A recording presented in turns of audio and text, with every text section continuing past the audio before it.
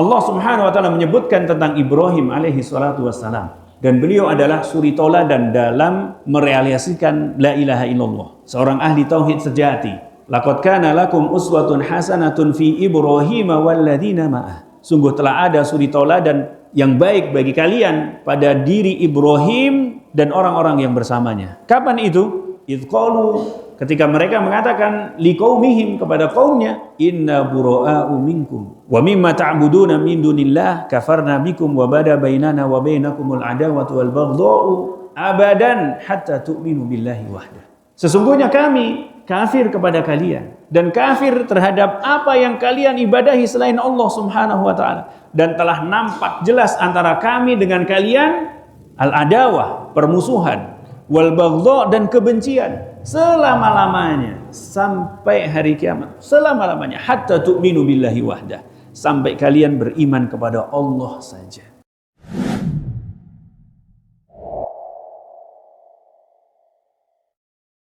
Bismillahirrahmanirrahim. Assalamualaikum warahmatullahi wabarakatuh. Alhamdulillah hamdan katsiran thayyiban mubarakan fihi kama yuhibbu rabbuna wa yarda. Asyhadu an la ilaha illallah wahdahu la syarika lah, asyhadu anna Muhammadan abduhu wa rasuluh. Shalawatullahi wa salamuhu wa barakatuhu ala nabiyyina Muhammadin wa ala alihi wa ashabihi wa man tabi'ahum bi ihsanin ila yaumiddin.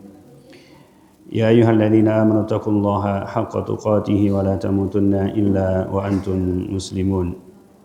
Allahumma la ilma lana illa ma 'allamtana, Allahumma 'allimna ma yanfa'una wanfa'na bima 'allamtana wa zidna ilman.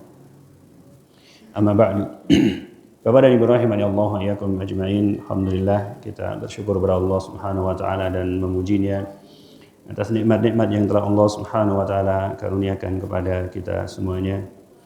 Dan di antara nikmat yang agung yang Allah karuniakan kepada kita di malam hari ini, Allah Subhanahu wa taala kumpulkan kita di masjid ini, di satu rumah di antara rumah-rumah Allah Subhanahu wa taala, untuk berzikir kepada Allah Subhanahu wa taala dengan mempelajari sebagian dari hadis-hadis Nabi sallallahu alaihi wasallam.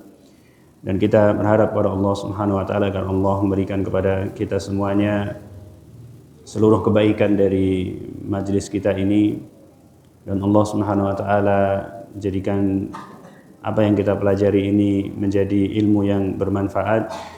Kita juga memohon ampun kepada Allah Subhanahu wa taala atas kekurangan-kekurangan dan kesalahan-kesalahan yang kita lakukan selama di majlis ini. Salawat dan salam semoga senantiasa tercurahkan kepada Nabi Muhammad SAW dan juga kepada keluarganya, para sahabat-sahabatnya, serta yang mengikuti mereka dengan baik, dengan ihsan hingga datangnya hari kiamat. Bapak dan Ibu rahimani Allah wa iyyakum ajmain. Kita masih dalam pembahasan tentang hadis-hadis yang terkait dengan tauhid dan iman. Dan insyaallah ta'ala pada hari ini, pada pertemuan kita kali ini, kita akan membahas tentang awal wajibin alal abid. Kewajiban yang pertama yang mesti dilakukan oleh seorang hamba. Dan Bapak dan Ibu rahimani Allah wa iyyakum ajmain, yang akan kita bahas adalah satu hadis yang dikeluarkan oleh Imam Al-Bukhari di hadis 1395 dari Abdullah ibnu Abbas radhiyallahu taala anhuma, bahwasanya Nabi sallallahu alaihi wasallam ketika beliau mengutus Mu'adz ibnu Jabal radhiyallahu taala anhu ke negeri Yaman, beliau menyatakan kepada Mu'adz, innaka sata'ti qauman ahlal kitabi, sesungguhnya engkau akan mendatangi satu kaum dari ahlul kitab. Dalam riwayat yang lainnya, qauman min ahli al-kitab. Engkau akan mendatangi satu kaum dari ahlul kitab, yaitu orang Yahudi dan orang Nasrani yang mereka tinggal di negeri Yaman.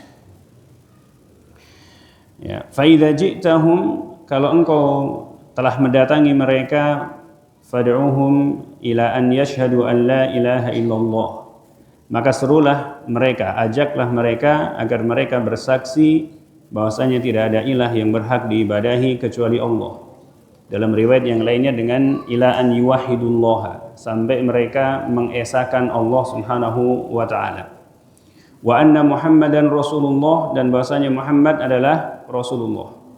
Fa inhum ata'uka laka bidzalika, jika engkau atau jika mereka mentaati engkau dalam hal itu, fa akhbirhum annallaha qad farada alaihim khamsa salawatin fi kulli yaumin wa lailatin.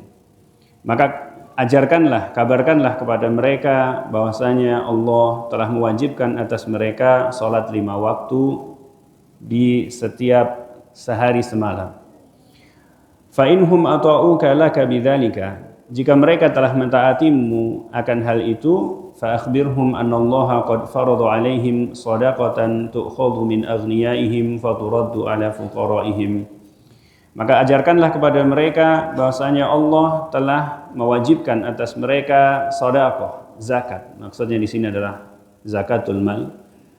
Mewajibkan atas mereka zakat mal yang diambil dari orang-orang kaya di antara mereka, lalu dikembalikan kepada orang-orang yang fakir di antara mereka. Dan jika mereka telah mentaatimu dalam hal itu, fa iyyaka wa karaima amwalihim, maka hati-hatilah engkau dari harta-harta terbaik mereka. Maksudnya jangan ambil harta-harta terbaik sebagai zakat, ya. Tetapi ambil yang tawassut, yang pertengahan.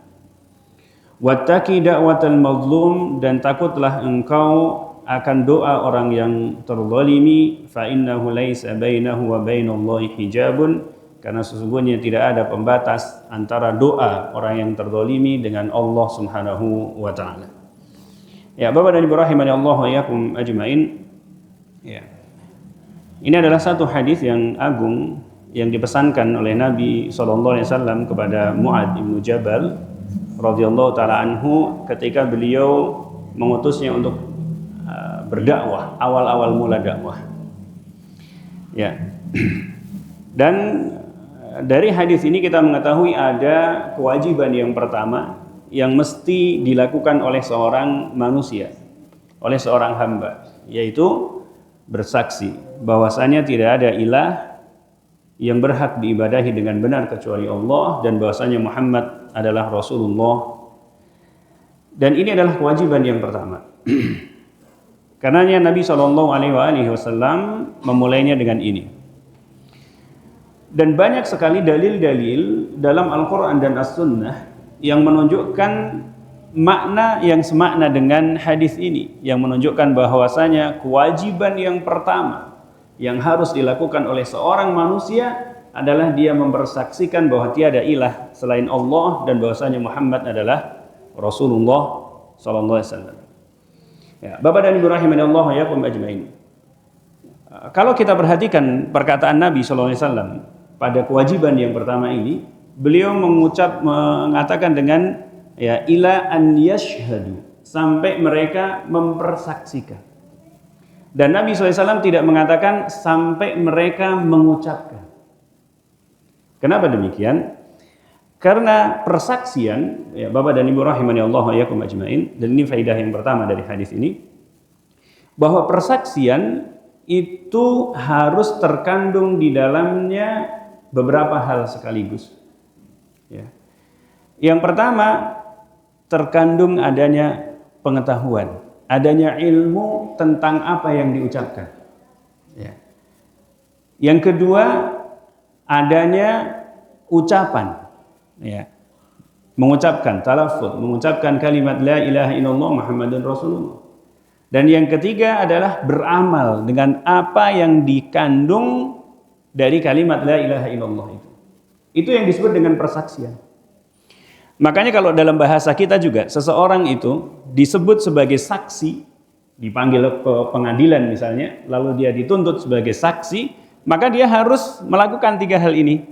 Pertama, dia benar-benar tahu apa yang dia persaksikan. Kalau enggak, ya dia bersaksi palsu, bisa dipenjara tuh. Ya. Yang kedua, ya dia harus mengungkapkan persaksiannya ketika ditanya oleh hakim. Kalau enggak, ya diem aja, ya enggak jadi saksi namanya. Ya. Dan yang ketiganya ketika dipanggil dia harus datang, dia harus mempersaksikan. Ini saksi dalam bahasa kita dan ini kita fahami. Nah, Bapak dan Ibu rahimani Allah wa iyyakum ajmain, maka Nabi SAW memerintahkan mereka untuk bersaksi, mendakwahkan agar mereka untuk bersaksi. Terkandung padanya 3 hal tadi. Ya, kita akan bahas secara rinci satu persatu. Yang dimaksud dengan ilmu, ya, dalam persaksian bahwasanya tidak ada ilah selain Allah Subhanahu wa taala, itu adalah dia mengetahui berilmu nafyan wal itsbatan. Mengetahui bahwa di dalam kalimat la ilaha illallah itu ada unsur menafikan, menolak seluruh sesembahan selain Allah. Dan ini ada pada kalimat la ilaha. Kita nyatakan la ilaha, tidak ada satupun sesembahan. Ya. Ya, la-nya itu kalau dalam bahasa Arab adalah la nafyi lil jins, yang menunjukkan penolakan, penafian seluruhnya tanpa perkecualian. Artinya sama sekali tidak ada Tuhan. Ini namanya an-nafyu. Dan yang kedua adalah al-itsbat, yaitu menetapkan bahwasanya Allah adalah satu-satunya yang berhak untuk diibadahi. Allah adalah satu-satunya ilah, dan kata ilah itu maknanya adalah al-ma'bud. Ya, maknanya adalah yang diibadahi. Maka setiap orang yang mempersaksikan la ilaha illallah, dia harus mengetahui hal ini. Dia mengetahui bahwa di dalam ucapannya itu dia menafikan seluruh sesembahan selain Allah Subhanahu wa taala, dan yang kedua dia menetapkan bahwa Allah adalah satu-satunya yang berhak untuk diibadahi. Ya. Nah, ini harus diketahui. Maka kalau seorang sebelumnya dia belum mengucapkan la ilaha illallah Muhammadur Rasulullah, kewajiban pertama dia mempersaksikan, maka kewajiban seorang yang muslim, yang dari lahirnya dia adalah seorang muslim, maka dia harus mengetahui makna la ilaha illallah. Ya. Karena la ilaha illallah itu sesungguhnya bukan hanya awal wajibin alal abid, bukan hanya sekedar kewajiban yang pertama atas seorang hamba, enggak. Tetapi dia juga akhiru wajibin alal abid. Dia adalah akhir kewajiban dari seorang hamba. Akhir dari kewajiban seorang hamba itu dia tetap istiqomah di atas la ilaha illallah. Makanya Nabi SAW mengatakan, man akhiru kalamihi la ilaha illallah dakhalal jannah. Siapa yang ucapan terakhirnya adalah la ilaha illallah, maka dia akan masuk ke dalam surga, kata Nabi SAW. Maka kewajiban seorang sebelum dia masuk Islam adalah mempersaksikan la ilaha illallah Muhammadur Rasulullah. Kewajiban yang pertama seorang muslim adalah dia mengetahui, mempelajari makna la ilaha illallah Muhammadur Rasulullah. Ya. Ini namanya harus mengetahui dari la ilaha illallah. Nah, Bapak dan Ibu rahimani Allah wa iyyakum ajmain. Di antara bentuk mengetahui dari makna la ilaha illallah itu adalah dia mengetahui syarat-syarat dari la ilaha illallah. Ya. Dan sebenarnya bukan hanya mengetahui, ya, nanti akan ada konsekuensi mengamalkannya. Dia harus mengetahui. Kenapa kita harus mengetahui syarat-syarat la ilaha illallah? Apakah ada dalil di dalam Al-Quran dan As-Sunnah yang menyebutkan syarat la ilaha illallah begini dan begitu? Ya, Bapak dan Ibu rahimani Allah wa iyyakum ajmain. Para ulama, mereka mengeluarkan syarat-syarat la ilaha illallah itu tidak dari pemikiran mereka sendiri, tidak. Tetapi ini didasarkan dari istiqra terhadap dalil-dalil, penelitian terhadap dalil-dalil yang menjelaskan tentang makna dari la ilaha illallah di dalam Al-Quran ataupun di dalam As-Sunnah. Dari banyak dalil itu dikumpulkan, kemudian dikeluarkanlah, oh ini menjadi syarat la ilaha illallah. Sama seperti penyebutan syarat-syarat di dalam sholat, syarat-syarat sah di dalam sholat. Apa saja syarat sah dalam sholat? Ya, dan ya ini harus kita pelajari, ya. Tidak ada dalil secara khusus yang menyebutkan tentang syarat-syarat sholat itu 1, 2, 3, 4, 5, 6. Nggak ada.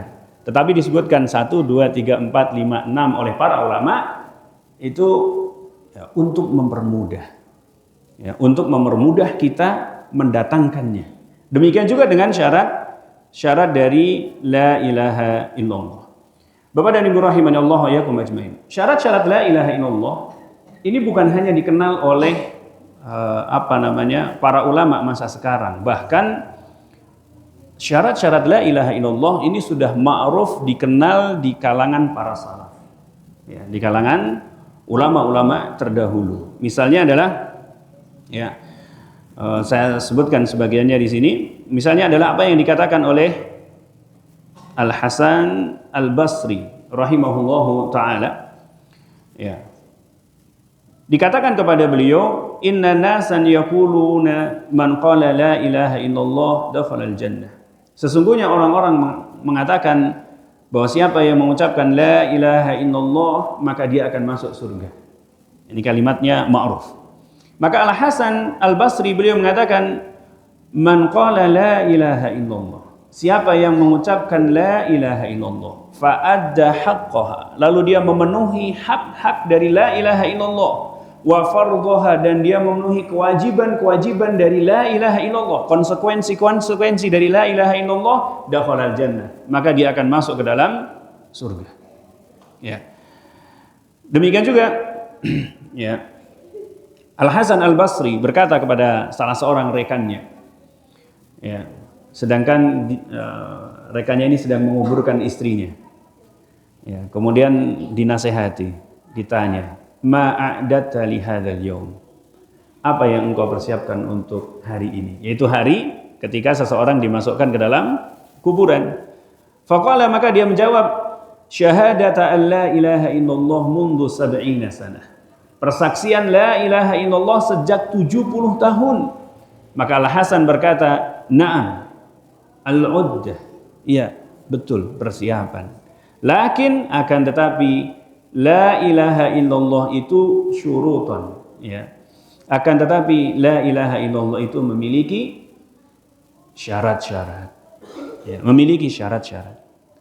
Fa iyyaka wa qadfal muhsanah, maka hati-hati engkau dari menuduh wanita yang baik-baik melakukan perbuatan zina. Nah, di sini Al-Hasan mengatakan bahwa la ilaha illallah itu ada syarat-syaratnya. Dan beliau mengisyaratkan bahwa menuduh wanita mukmin melakukan perbuatan zina itu termasuk perkara yang bisa mengurangi kesempurnaan dari syarat la ilaha illallah. Maka diperingatkan, hati-hati. Ya. Demikian juga, nah ini yang paling ma'ruf, Wahab ibnu Munabbih, ya, rahimahullahu taala. Ya, ada seseorang yang bertanya kepada beliau, alaysa miftahul jannati la ilaha illallah, bukankah kunci dari surga itu adalah la ilaha illallah? Maka beliau mengatakan, bala, iya betul, benar. Mau ngomong betul sama benar. Iya betul, la ilaha illallah itu adalah kunci surga. Ini sering ini kan dulu waktu saya masih kecil ya, miftahul jannah la ilaha illallah. Ya. Walakin, akan tetapi kata beliau, ma min miftahin illa lahu asnan, akan tetapi tidak ada satu pun kunci kecuali dia memiliki gerigi-geriginya. Fa in ataita bimiftahin lahu asnan futihalaka, kalau engkau datang dengan membawa kunci yang ada gerigi-geriginya maka akan dibukakan bagimu. Wa illa lam yuftah laka, kalau enggak maka enggak akan dibukakan bagimu.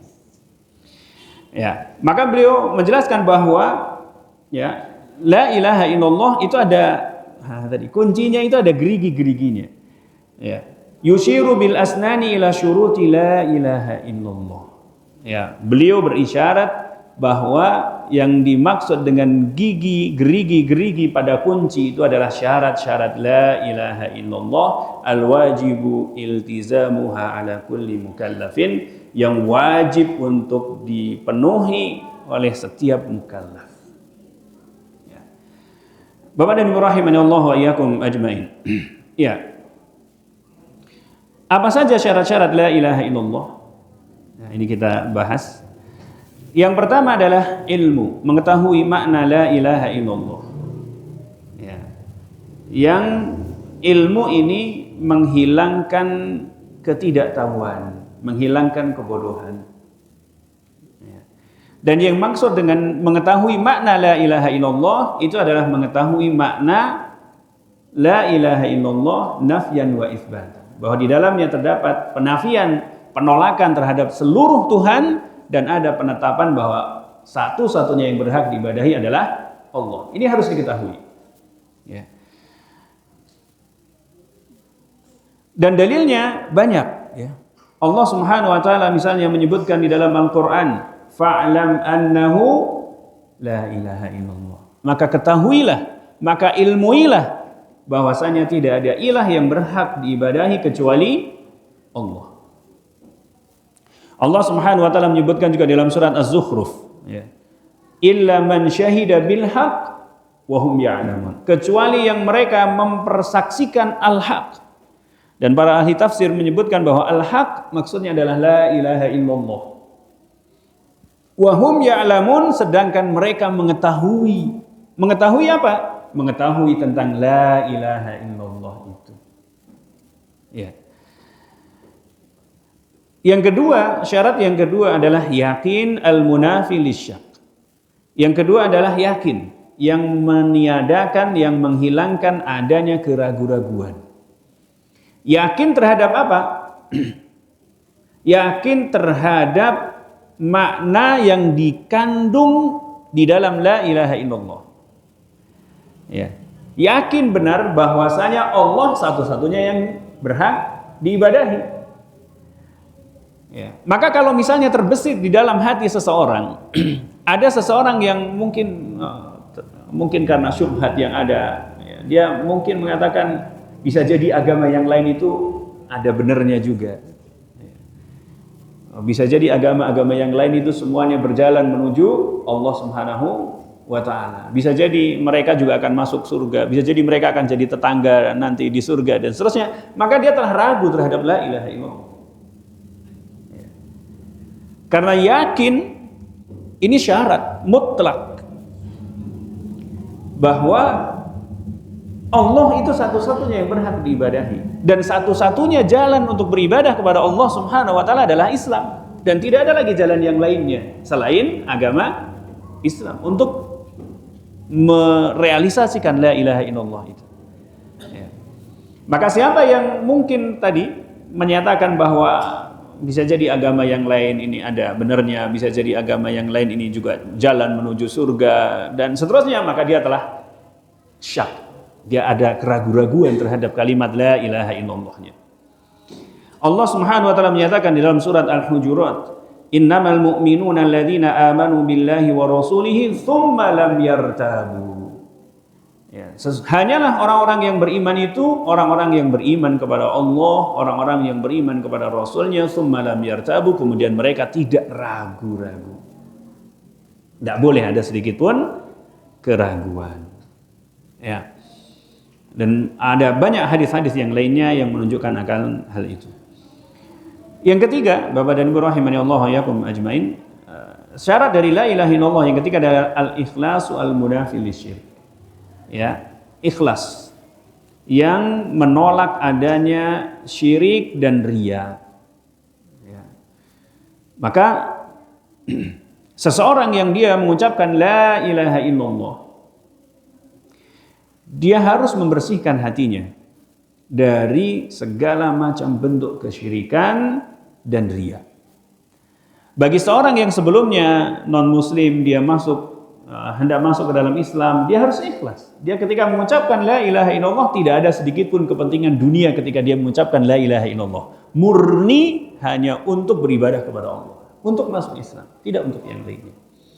Adapun bagi kita yang alhamdulillah Allah takdirkan kita terlahir sebagai seorang muslim, maka ikhlas ini menuntut adanya usaha dari kita untuk mengikhlaskan seluruh amal-amal kita dari kotoran-kotoran kesyirikan, yang besarnya ataupun yang kecilnya.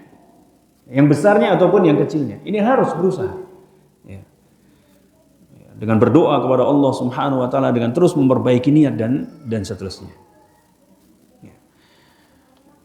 Allah Subhanahu wa taala menyatakan di dalam surat Al-Bayyinah, Wa ma umiru illa liya'budullaha mukhlishina lahuddin.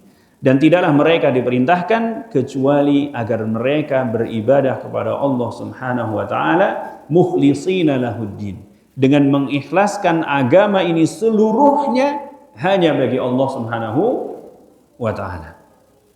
Ya. Dalam satu hadis, ya, Nabi SAW menyatakan as'adun nasi bi syafa'ati yaumal qiyamah man qala la ilaha illallah khalisan min qalbihi. Manusia yang paling berbahagia dengan syafaatku pada hari kiamat adalah orang yang mengucapkan la ilaha illallah khalisan min qalbihi, dengan penuh keikhlasan dari dalam hatinya. Ya. Ini yang ketiga. Yang keempat, ya, Bapak dan Ibu rahimanallah wa yakum ajmain, adalah as-sidqu al-munafi lil kadzib. Jujur yang menghilangkan adanya kedustaan. Yang dimaksud jujur di sini adalah sama antara apa yang diucapkan dengan apa yang ada di dalam hatinya. Ya. Dia tidak menyembunyikan adanya akidah yang lain di dalam hatinya, tidak menyembunyikan kekufuran di dalam hatinya. Kalau sifat jujur ini hilang, meskipun dia mengucapkan la ilaha illallah, maka dia masuk kategori orang-orang munafik, bukan kategori orang mukmin. Karena orang-orang munafik itu mereka mengucapkan la ilaha illallah. Kita lihat dalam surat Al-Munafikun ayat yang pertama, Allah Subhanahu wa taala mengatakan idza ja'akal munafiquna qalu nashhadu innaka la rasulullah. Ya. Apabila orang-orang munafik itu datang kepadamu, maka mereka akan mengatakan kami bersaksi sesungguhnya engkau adalah Rasulullah, dan Allah mengetahui bahwa engkau adalah Rasulnya. Tapi Allah justru mengatakan wallahu yashhadu innal munafiqina lakadzibun, dan Allah mempersaksikan bahwasanya orang-orang munafik itu benar-benar berdusta. Kenapa? Mereka mengucapkan la ilaha illallah tetapi mereka menyembunyikan kekafiran di dalam hatinya. Mereka mengucapkan la ilaha illallah tetapi di dalam hatinya ada kebencian terhadap Nabi SAW, ada kebencian terhadap agama Islam. Maka persaksian mereka sama sekali tidak diterima. Dan Bapak dan Ibu rahimanallah wa iyyakum ajmain, kebenaran antara ucapan kita dengan apa yang ada di dalam hati kita itu akan nampak kalau kita mendapatkan ujian. Kalau kita mendapatkan apa? Mendapatkan ujian, kalau mendapatkan gangguan. Gangguan dalam keimanan tentunya. Alhamdulillah negeri kita aman, sehingga ujian-ujian seperti ini nggak ada. Ataupun kalau ada mungkin nggak terlalu besar. Ya. Tetapi pada masa Nabi SAW dahulu ujian itu berat. Ya. Makanya sebagian dari orang-orang munafik itu nampak hakikatnya ketika mereka mendapatkan ujian, mendapatkan gangguan, mendapatkan kesulitan di dalam keimanan. Contoh yang paling nyatanya adalah ketika terjadi perang Ahzab. Ini ujian yang sangat berat. Kaum muslimin dalam keadaan paceklik, musim kemarau panjang. Mereka tidak memiliki makanan. Mereka pasukannya cuma 300 orang, berhadapan dengan 12.000 orang. 400 kali lipatnya. Sampai-sampai disebutkan di dalam Al-Quran itu wa idzaghatil absar. Ketika mata itu sudah tergelincir, udah bingung. Kenapa? Karena saking banyaknya musuh yang akan dihadapi. 300 orang menghadapi berapa?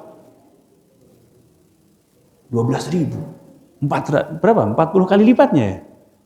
40 kali lipatnya. Sampai bingung, ini musuh yang mau dihadapin yang mana kan begitu? Ya, 1 lawan 40, nggak kebayang. Sampai jantung itu kata Allah Subhanahu wa taala udah sampai di mana? Sampai di tenggorokan, sesek sudah. Kebingungan. Ya. Maka orang-orang munafik nampaklah hakikatnya. Mereka mengatakan kepada Nabi SAW, ya, dan mengatakan kepada para sahabat-sahabat Nabi SAW yang masih bersama Rasul SAW dengan mengatakan ma wa'adanallahu wa rasuluhu illa ghurura. Nabi ini enggak menjanjikan kepada kita kecuali tipu daya saja, kecuali angan-angan kosong saja. Gimana tidak? Nabi SAW menjanjikan kemenangan. Ketika menggali Khandaq, itu kan ketemu batu besar, dipukul pertama kali keluar cahaya oleh Nabi SAW. Kemudian dipukul lagi, keluar lagi cahaya. Dan Nabi SAW berikan kabar gembira, diberikan kepada kalian apa? Perbendaharaan Kisra. Diberikan kepada kalian perbendaharaan Romawi. Dalam keadaan seperti itu, kepepet, miskin, dan seterusnya. Maka orang munafik mengatakan ini kayaknya janjinya cuma janji palsu. Menjanjikan kemenangan, tapi kita ngelawan 12.000 orang. Orang Yahudi khianat lagi di belakang. Maka mereka mengucapkan kalimat ini dan mereka minta izin kepada Nabi sallallahu alaihi wasallam. Wa yasta'dhinu fariqum minhum yaquluna inna buyutana auratun wa ma hiya bi aurah yuriduna illa firara. Dan mereka minta izin kepada Nabi SAW. Mereka mengatakan sesungguhnya rumah-rumah kami nggak ada yang jaga, kosong nih. Kita khawatir orang-orang kafir dan orang-orang Yahudi ini akan menyerang istri-istri kami dan anak-anak kami, merampas harta-harta kami. Padahal rumah-rumah mereka itu tidak terbuka, tetap terjaga. Mereka hanya ingin lari dari medan perang. Maka dengan ujian-ujian yang seperti inilah, ujian-ujian dalam keimanan ini, maka akan benar-benar nampak hakikat diri kita. Kita nggak usah menghukumi orang lain lah ya. Akan nampak hakikat diri kita. Benar nggak sih apa yang kita ucapkan itu sama dengan apa yang ada di dalam hati kita? Ya. Karenanya Allah sebutkan dalam Al-Quran, ya, wa minan nasi man yaqulu amanna billahi fa idza udhiya fillah ja'ala fitnatan nasi ka'adzabillah. Dan di antara manusia itu ada yang mereka mengucapkan kami beriman kepada Allah. Maka apabila mereka mendapatkan ujian di atas keimanan mereka, di jalan Allah Subhanahu wa taala mendapatkan gangguan, entah apapun gangguan itu, maka mereka menjadikan gangguan manusia itu seakan-akan seperti azab Allah. Artinya mereka lari dari gangguan manusia, menyelamatkan diri dari gangguan manusia seakan-akan mereka lari dari azab Allah. Mereka menukar keimanannya dengan siksaan manusia. Sehingga gak nampak lagi mukminnya, gak nampak lagi muslim yang istiqomahnya, gak nampak, hilang. Makanya Allah melanjutkan, fala ya'lamannallahu alladhina amanu, fala ya'lamannallahu alladhina shadaqu, wa la ya'lamannal munafiqin. Dengan ujian-ujian itu Allah benar-benar akan mengetahui siapa yang benar-benar jujur di dalam keimanannya dan siapa orang-orang yang munafik. Ya, maka Bapak dan Ibu rahimanallah yakum ajmain, ya kalau ada ujian sabar. Karena itu adalah konsekuensi yang mesti datang pada setiap orang yang beriman. Yang mesti datang pada setiap orang yang berusaha mengikuti jalannya para nabi. Yang kelima, syarat yang kelima Bapak dan Ibu rahimanallah yakum ajmain adalah al-mahabbah al-munafiyah lil bughd. Adalah cinta kepada kalimat la ilaha illallah dan seluruh konsekuensi yang ada di dalam kalimat la ilaha illallah, yaitu mengikhlaskan ibadah kepada Allah saja. Itu cinta dengan itu. Ya. Dan kecintaan yang menghilangkan kebencian. Bapak dan Ibu rahimanallah yakum ajmain. Di antara konsekuensi dari kelima, poin yang kelima ini yang melahirkan amal adalah ya, dia mencintai kalimat la ilaha illallah. Dia mencintai orang yang mengucapkan la ilaha illallah, ya. Dan dia mencintai agama Islam. Dia mencintai Rasul dan para sahabatnya karena mereka adalah orang yang mengucapkan la ilaha illallah paling tulus, ya, yang menyampaikannya kepada kita. Kemudian juga kita harus membenci kebalikan dari la ilaha illallah. Kita harus benci terhadap kesyirikan. Dan kita harus benci terhadap orang yang melakukan kesyirikan. Ini konsekuensinya. Ya. Sudah ada? Belum. Jadi harus ada cinta terhadap la ilaha illallah, cinta terhadap konsekuensi-konsekuensinya, cinta terhadap orang yang mengucapkannya. Cinta juga terhadap amal-amalnya. Benci terhadap orang yang meninggalkan la ilaha illallah. Artinya benci terhadap kesyirikan. Dan ini nggak bisa dipisahkan. Ya. Makanya Nabi SAW menyatakan awthaku ural iman al-hubbu fillah wal bughdu fillah. Sekuat-kuat tali ikatan keimanan itu adalah cinta karena Allah, benci karena Allah. Cinta karena Allah, benci karena Allah. Ini nggak bisa dipisahkan dari kalimat la ilaha illallah. Ya.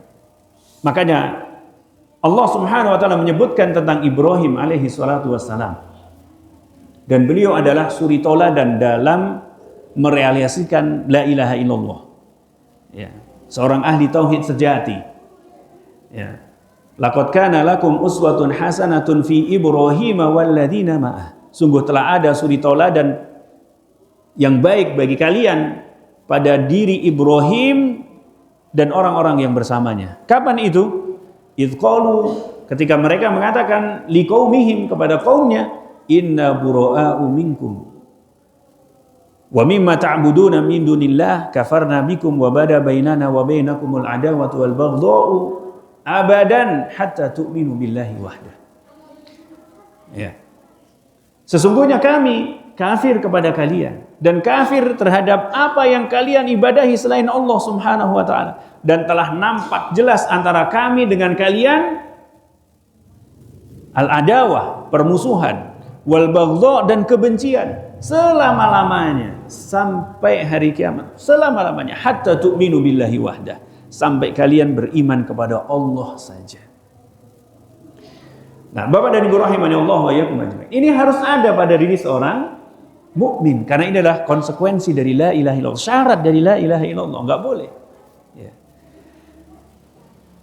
Akan tetapi Bapak dan Ibu rahimani Allah wa iyyakum ajmain, benci terhadap orang kafir itu tidak menghalangi kita untuk berbuat baik dan berbuat adil kepada mereka selama mereka tidak memerangi agama Allah, tidak mengganggu kaum muslimin.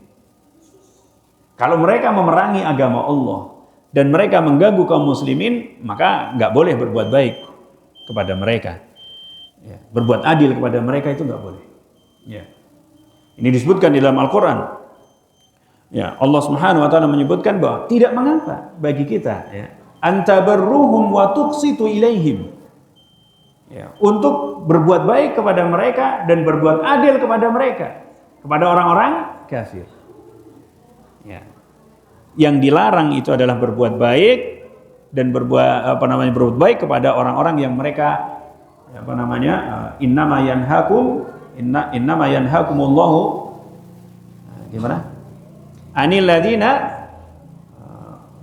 ukhrijukum ya min diyarikum wa dhaharu ala ikhrajikum.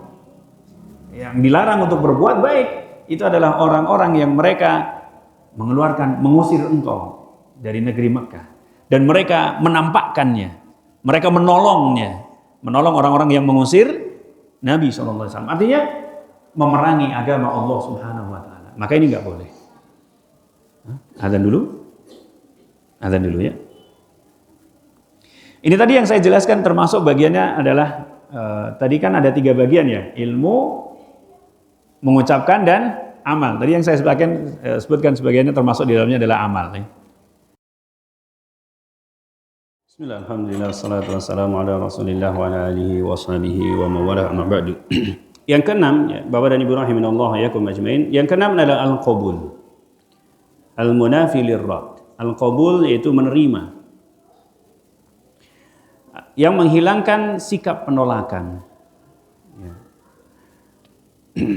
Contoh yang sederhana dari al-qabul itu adalah kita menerima dengan hati kita, dengan lisan kita terhadap seluruh syariat-syariat Allah Subhanahu wa taala. Misalnya Allah Subhanahu wa taala mengabarkan bahwa Allah Subhanahu wa taala mewajibkan sholat 5 waktu. Maka kita katakan, ya saya terima. Allah Subhanahu wa taala mewajibkan sholat 5 waktu. Ya, ini contoh sederhananya. Dan ini berlaku untuk seluruh syariat-syariat Allah Subhanahu wa taala. Ya, yang fardunya ataupun yang sunnahnya. Ya, yang fardunya ataupun yang sunnahnya. Ini yang dikerjakan. Dan termasuk yang ditinggalkan, yang haramnya, yang makruhnya, maka kita terima. Allah haramkan ini, ya kita terima. Saya menerima Allah mengharamkan ini. Dan seterusnya. Ya, ini namanya qabul. Ya, tidak meninggalkan salah satu pun darinya. Ya, tidak mengatakan misalnya tentang sunnah. Nggak ada itu salat sunnah ba'diyah. Ada. Salat sunnah itu cuma 5 waktu tok, yang lainnya nggak ada. Itu mah saya nggak mau nerima yang. Nah, ini nggak berarti tidak terpenuhi syarat la ilaha illallahnya. Karena dia harus menerima seluruh ketetapan-ketetapan Allah Subhanahu wa taala dalam syariat-syariatnya. Nah, itu al-qabul. Dan yang berikutnya adalah al-inqiyad. Yang ketujuh adalah al-inqiyad, tunduk. Ya, kalau al-inqiyad itu level setelah al-qabul. Kalau al-qabul itu menerima dengan lisan dan menerima dengan hati, maka al-inqiyad itu tunduk menerima dengan hati dan dengan jawarihnya, dengan anggota badannya. Artinya kalau Allah misalnya memerintahkan satu bentuk ibadah, maka dia terima lalu dia kerjakan. Itu namanya inqiyad. Allah Subhanahu wa taala melarang dari satu perbuatan kesyirikan. Maka kita terima bahwa Allah melarang hal itu lalu tidak dikerjakan. Itu namanya al-inqiyad. Nah, Bapak dan Ibu rahimani Allah wa yakum ajmain. 7 syarat ini seluruhnya harus terpenuhi. Ya. Apakah wajib hafal? Enggak, karena ini bukan ujian akhir semester ngerjain soal. Enggak, tidak harus. Tetapi yang harus kita lakukan adalah kita menjadikan syarat-syarat yang 7 ini ada dalam diri kita. Itu yang wajib. Termasuk 2 rukun tadi harus ada di dalam diri kita. Itu yang wajib. Nggak hafal nggak apa-apa. Karena kan dalil untuk menghafalnya nggak ada. Hanyalah ini dirinci 1, 2, 3, 4, 5, 6, 7 agar mudah bagi kita untuk mengaplikasikannya.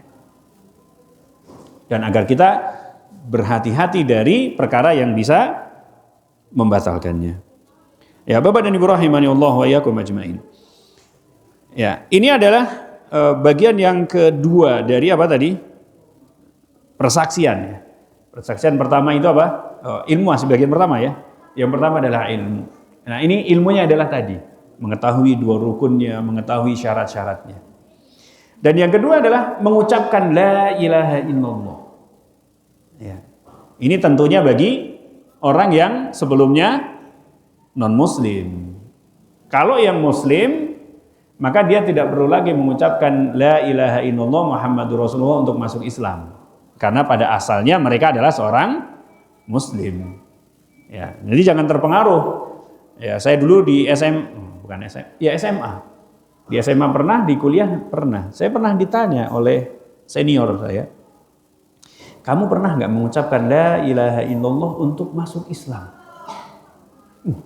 Bingung juga saya. Ya nggak pernah. Ya kalau mengucapkan syahadat, kita setiap hari mengucapkan syahadat. Ya minimal berapa kali dalam sehari? Oh ya nggak nyampe 17. Karena rakaat pertama, rakaat ini kan enggak. Sekian kali lah ya. Ya enggak? Sekian kali kita mengucapkan asyhadu an la ilaha illallah wa asyhadu anna Muhammadar Rasulullah di dalam sholat. Terus dia bilang, enggak, maksudnya mengucapkan syahadat untuk masuk Islam. Ya belum pernah. Nah, kalau gitu kamu harus mengucapkan syahadat untuk masuk Islam. Bingung saya waktu itu ya. Memang tujuannya untuk dicuci otaknya sih ya. Nanti diarahkan untuk mengucapkan syahadat la ilaha illallah Muhammadur Rasulullah di hadapan seorang imam. Nanti diarahkan untuk baiat dan seterusnya. Saat itu saya nggak ngerti juga. Ya masih lempeng aja. Iya aja gitu. Nah, di sini Bapak dan Ibu rahimanallah yakum ajmain, seorang yang dari lahirnya seorang muslim itu tidak perlu lagi mengucapkan syahadat untuk masuk Islam karena mereka pada asalnya adalah seorang muslim. Karena sebagaimana hadis yang telah kita bahas dulu pada pertemuan kedua kalau salah ya, bahwa Islam itu adalah agama fitrah. Ya. Yang ketiga adalah amal, mengamalkan la ilaha illallah. Nah, apa mengamalkan la ilaha illallah? Ya tadi, apa yang saya sebutkan tadi dalam syarat-syaratnya, ringkasnya adalah mengamalkan la ilaha illallah itu hanya beribadah kepada Allah saja dan tidak beribadah kepada selain Allah Subhanahu wa taala dengan seluruh rincian-rincian dari ibadah. Ya, Bapak dan Ibu rahimanallah wa yakum ajmain. Ya, inilah yang bisa disampaikan pada pertemuan kita, pada pertemuan kali ini. Dan karena memang pembahasannya adalah pembahasan tentang tauhid, maka saya ambil dari asyhadu an la ilaha illallah dan seterusnya. Hanya bagian itu saja. Untuk yang setelahnya, faidah-faidah berikutnya ya banyak sekali faidah dari hadis ini, mungkin tidak disampaikan. Kecuali satu yang ingin saya sampaikan, ya, yaitu pada kalimat terakhir dari hadis ini, agar berhati-hati dari doa orang yang terzalimi. Maksudnya Pak? Maksudnya jangan kita berbuat zalim kepada orang lain. Karena dalam hadis ini Nabi SAW menyebutkan dua bentuk kezaliman. Pertama adalah kezaliman kepada Allah, yaitu dengan melakukan kesyirikan, tidak mengucapkan la ilaha illallah Muhammadur Rasulullah, tidak mengamalkannya, itu adalah kezaliman kepada Allah. Dan yang kedua, Nabi SAW memperingatkan dari kezaliman kepada sesama manusia. Ya. Karena apa? Ancamannya apa? Kezaliman itu ya banyak sekali ya. Kezaliman itu kegelapan nanti hari kiamat. Dan diantaranya disebutkan tidak ada penghalang antara doa seorang yang terzalimi dengan Allah Subhanahu wa taala. Artinya dikabulkan. Dan jangan memandang bahwa wah dia kan orang kafir, dia kan orang fajir, dia kan preman, dia pendosa, dia nggak pernah sholat, dia nggak pernah ini, nggak apa-apa berbuat zalim pada dia. Enggak. Ya. Doanya orang terzalimi itu makbul, walaupun dia orang kafir. Walaupun dia orang kafir. Ya. Karena kekafirannya itu untuk dirinya. Sedangkan mengabulkan permintaan itu adalah Allah Subhanahu wa taala, dan Allah mengabulkan siapa saja. Makanya para ulama menyatakan doanya orang kafir kalau dia terzalimi itu tidak ada penghalangnya dengan dikabulkannya. Dengan Allah Subhanahu wa taala enggak ada penghalang. Ya. Maka berhati-hatilah kita dari doa orang yang terzalimi. Dan kalau seandainya kita terzalimi, maka jangan mendoakan keburukan kepada orang, apalagi keluarga sendiri, tetangga, sahabat, teman, dan seterusnya. Karena secara umum yang mendolimi kita adalah orang-orang dekat kita, ya nggak? Benar nggak? Secara umum orang yang mendolimi kita itu yang dekat dengan kita. Ya kalau orang yang tinggalnya di Papua Nugini sana, kapan mau mendolimi kita? Ketemu juga nggak pernah. Yang banyak melakukan kezaliman kepada diri kita, atau kita melakukan kezaliman, itu adalah pada orang-orang terdekat kita. Ya, anak, istri, keluarga, orang tua, dan seterusnya. Maka hati-hati. Ya, jangan sampai kita berbuat zalim kepada mereka, kemudian mereka mendoakan kita. Atau kebalikannya, ada yang berbuat zalim kepada kita, lalu kita mendoakan keburukan bagi mereka. Jangan. Maka kalau ada yang menzalimi kita, doakan kebaikan. Ya, doakan kebaikan. Baik untuk diri sendiri ataupun untuk orang yang menzalimi. Nabi SAW ketika ke Taif dilemparin batu sampai berdarah kakinya, Nabi SAW mengatakan apa? Nabi SAW mengatakan kepada malaikat Jibril dan malaikat yang ditugaskan untuk menjaga gunung, itu beliau mengatakan, saya berharap akan keluar dari anak keturunan mereka generasi yang tak pernah menyekutukan Allah sedikit pun. Ketika Nabi SAW mendoakan keburukan kepada para panglima Quraisy ketika perang Uhud,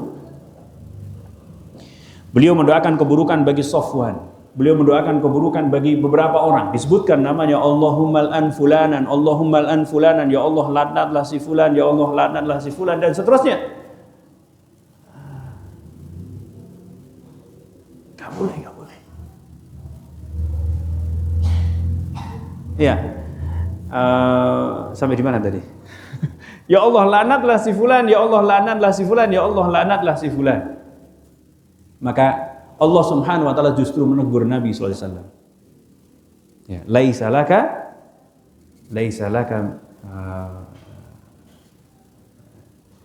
laka syai'un, gimana sih? Laisa laka minal amri syai'un.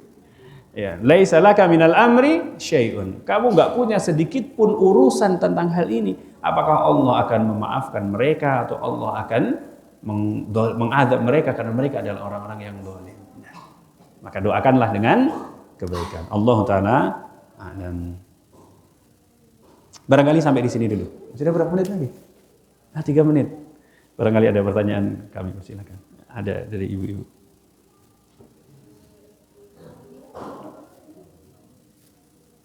Ya.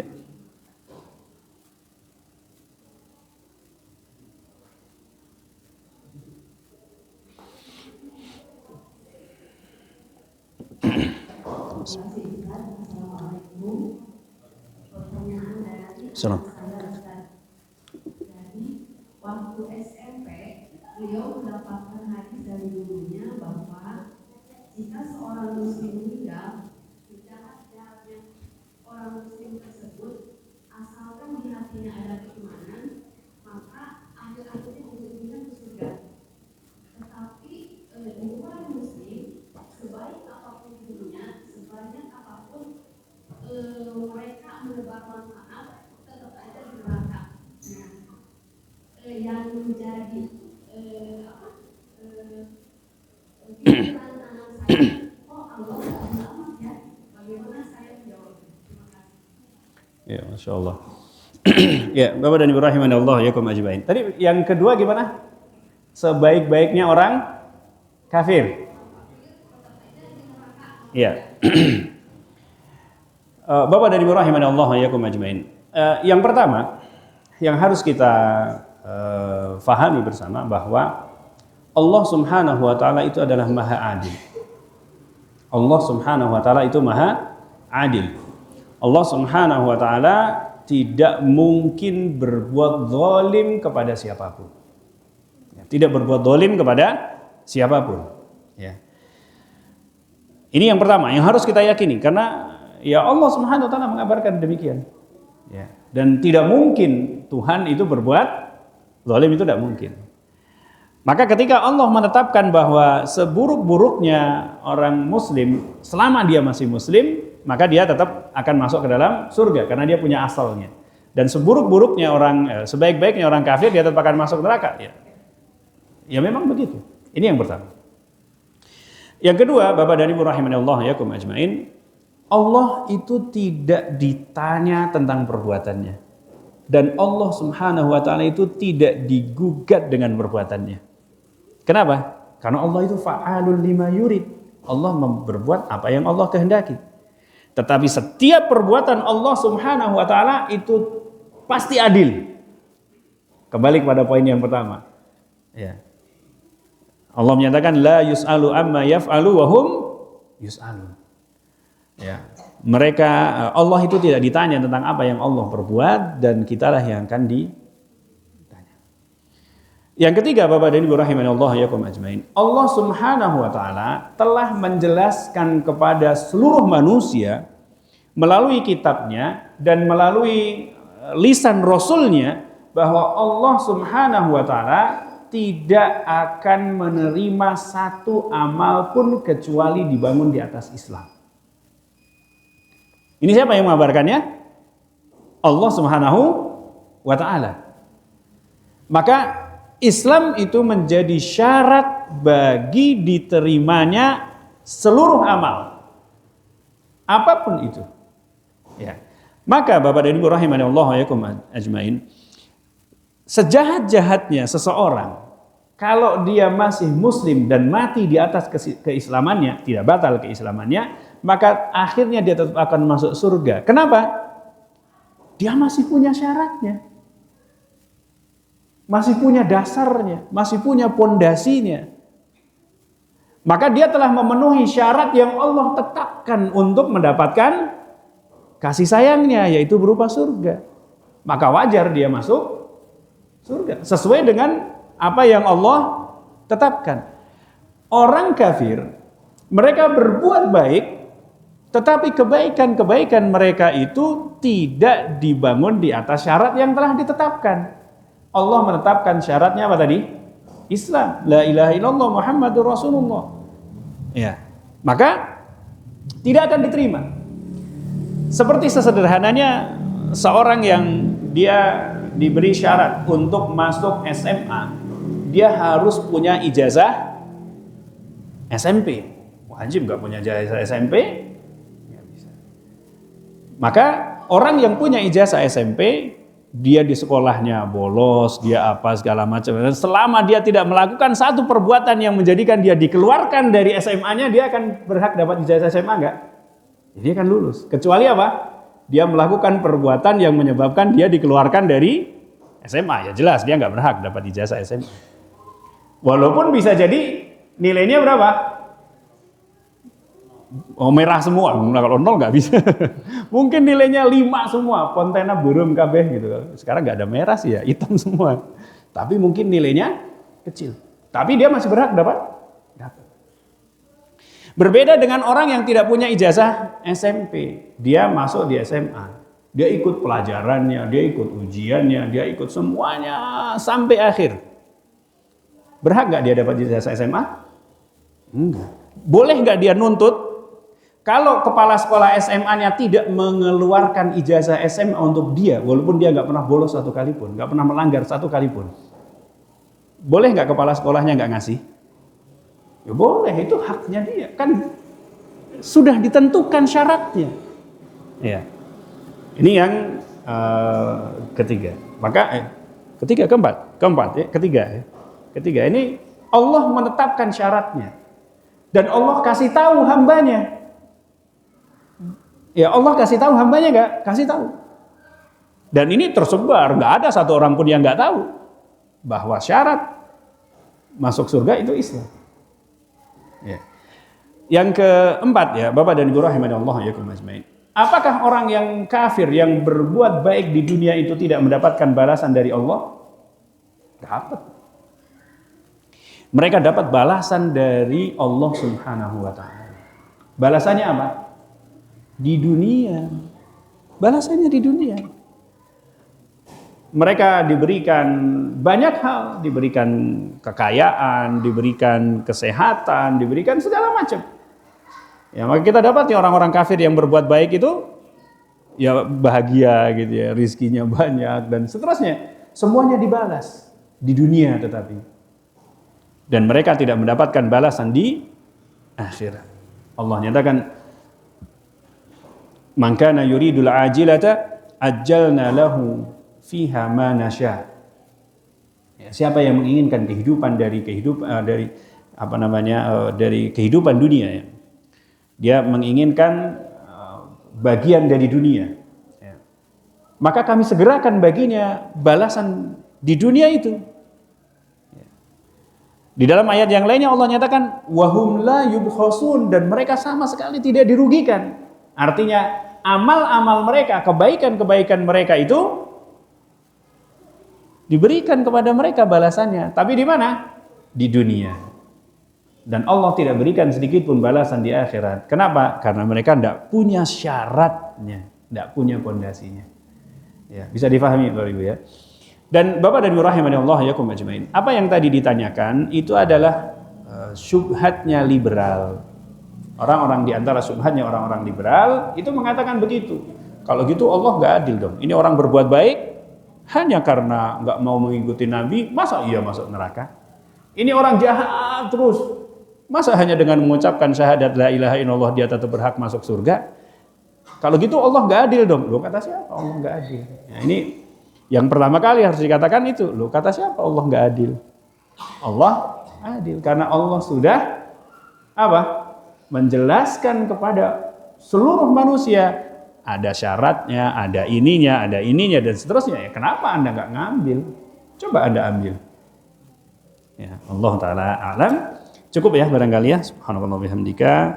Asyhadu an la ilaha illa anta, astaghfiruka wa atubu ilaik. Assalamualaikum.